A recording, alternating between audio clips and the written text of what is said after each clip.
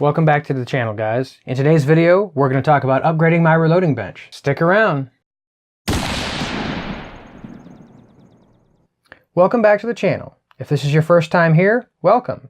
If you guys want to learn more about reloading, how I managed to make my group smaller, subscribe to the channel and leave your feedback in the comments section to help me and the rest of the community here on the channel improve our load development. So guys, some big happenings on the channel. It may not seem like it, but it's time for an upgrade. If you guys are reading the comments section of the last video, you might already know that the news is out.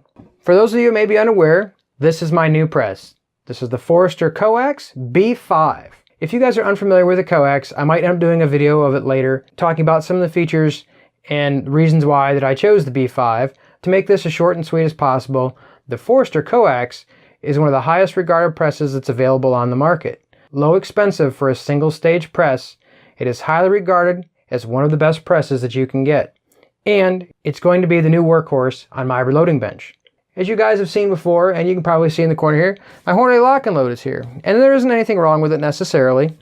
From all of the research that I've done and all the feedback that I've received, I can't find anyone that's too sad about switching to the Forester Coax press. It is highly regarded as a press that will achieve the lowest run out of basically anyone. And if you watched the last video, we talked a little about the Forester bullet seating die in 6.5 Creedmoor. So today, we're going to go over some bench upgrades and what we plan to do. When I first started embarking on this, one of the things I had to think about is, well, am I just going to unbolt the Hornady? Am I going to bolt the Forester next to it? Or what am I going to do? I did a little bit of research online. I looked at my options, and this is what I decided. So to the uneducated guy, this is just a box. But guys, this isn't just any box. This is a box from InLine Fabrication. So without further ado, let's dig into what we got. So guys, what you see before you is our whole order. All I have to say, didn't show you the whole unboxing, but it was nicely packaged. It looks like everything arrived safely, just like we'd hoped. Let's get to unpackaging some of the stuff to see what we're in for. So guys, I tried to spare you most of the unboxing. I figured watching me unwrap would be about as exciting as watching somebody you didn't know unwrap their Christmas presents for the year. But I thought I would give you a quick tour of the finished product. This probably sounds a little bit like an InLine Fabrication commercial because what you're going to see is all my InLine Fabrication mounts. I'm not saying you have to go this way. I just decided to go this way because I wanted to put all my tools on a sturdy base.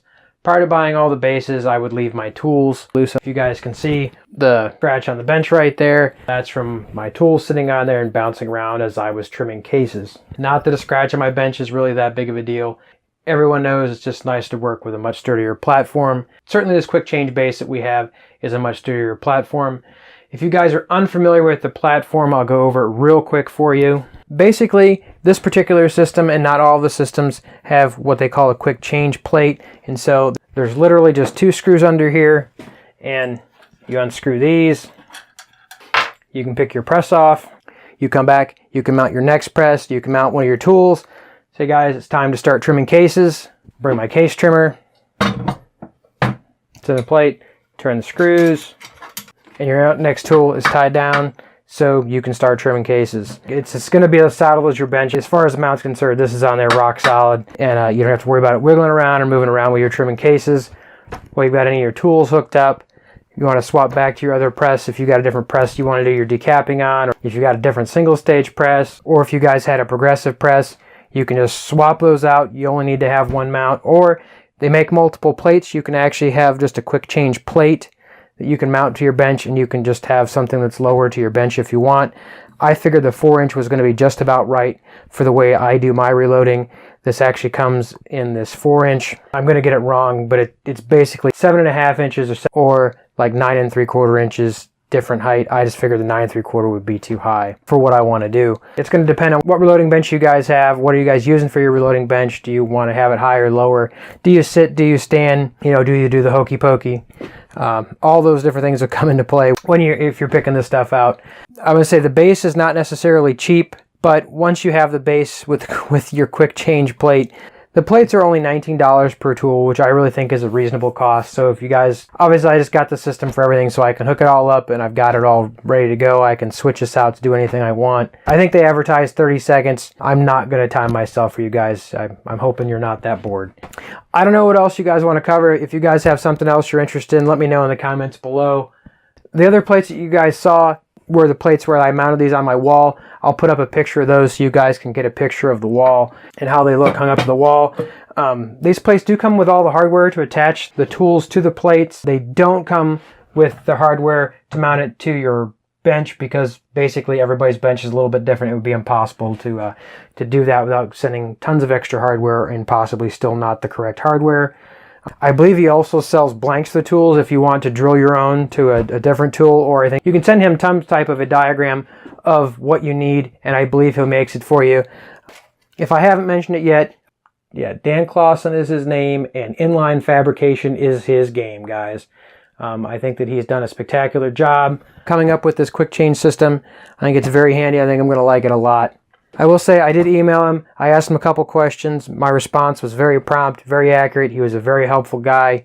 I think that company prides themselves on making sure their customer are as happy as possible, and they can provide all the answers they can possibly provide. Basically, the main feature of everything that's forced all this stuff is I bought this new Forester press. I've been acquiring everything and putting everything together to get my mount set up. I've kind of paused some of my reloading stuff so I could get this in place and really get this where I wanted it to be. You guys saw I've got my new Forester die. I've got my new Forester press.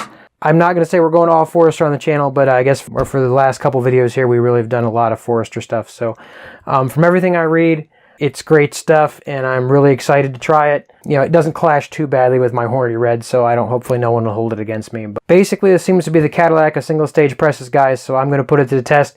If you guys have any questions you want to know about this, put those in the comment section below. I might do a quick video, just tell you guys a little bit about it. This is the B5 version. I'm not going to tell you every difference between the B1 all the way to the B5, but I will tell you there's a sticker on the box of my B5 basically insinuating that there's a couple different part numbers with the shelter holder configuration, where now if you need to swap to the different size, you know, the small shell holder versus the large shell holder, where you have to take these two screws out, no longer do you have to worry about retaining the springs. They've changed something with that contraption to make it work, but I haven't had to swap it out yet because the only thing I've been loading on here since I've got this in is 6.5 Creedmoor, which will shock all my subscribers to the channel, I am sure.